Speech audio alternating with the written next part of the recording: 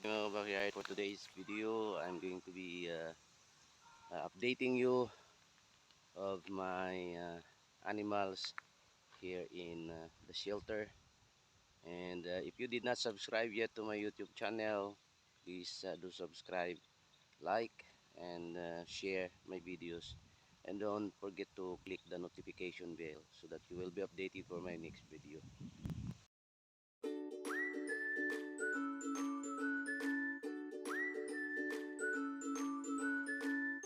Ng manok dito, itong sabo. Sayang, nung I think 2 weeks ago, may nakapasok na magnanakaw dito at kinuha yung tatay. At saka isa pang manok to na yung Brazilian chicken na malaki. Binili ko. Pero ito mga bakiyado, this is Brazilian chicken. They are almost 2 months old. So they're big. I hope that they won't disappear. But I really need to lock the door of my cage here. So I just put them here just today. They are in the smaller cage, but now I transferred them here. So I don't know how many females and males from this one. I have 7 of them, and the other one is still outside. So I'm going to be showing you also my geese here, the back. So I have the ducks here. My Muscovy ducks are not, some of them are laying eggs now, but I have one pair of lion geese or lion heads geese, yung gansa na they call it, na yung kanyang ulo ay parang leon. Yan yung isa, doon yung isa, yun, yung babae doon. Yan. Kita ko sa inyo, babae doon siya umiinom ng tubig. At yan din yung ating ibang mga pato, mga backyard. So mayroon na tayong mga nangungulit na pato. And then yung aking mga peking ducks, mga backyard, ay sigurado madali na lang to sila mangingitlog. Yan, yun na lang naiwan sa kanila nung maliliit pa na maraming namatay. Yan. So but from this group, magpapapisa tayo ng marami kapag mangitlog na sila.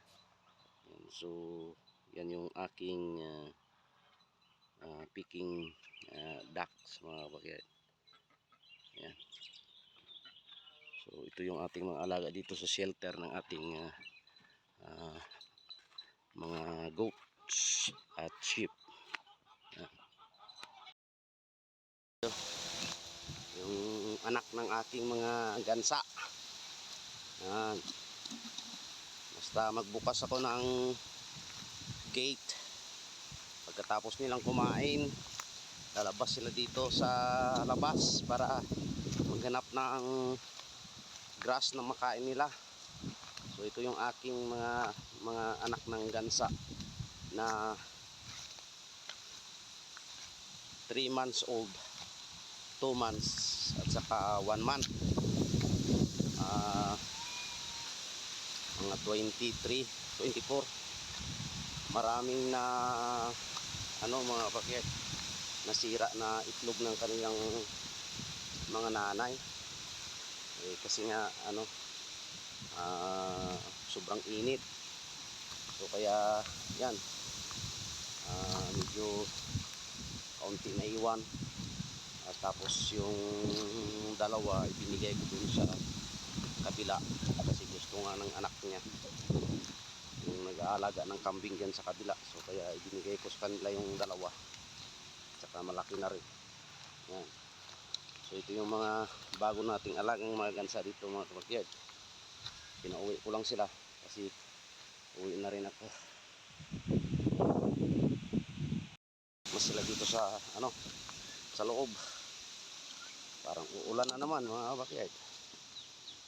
Yan. So dito na sila. Yan. Kumakain na. Ay kinakain na yung ulit yung pagkain nilang naiwan mga kabakyard.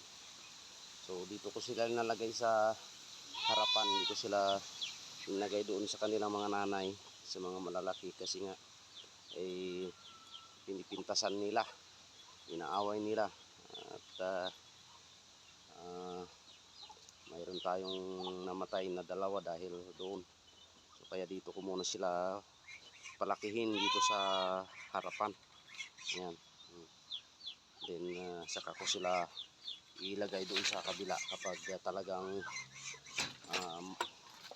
kumpleto ng kanilang balahibo at saka siyempre malaki na para mayroon naman silang hindi na sila masyadong pintasan ng mga malalaki doon sa kabila. Ayan. So yan mga kabakyard yung ating araga.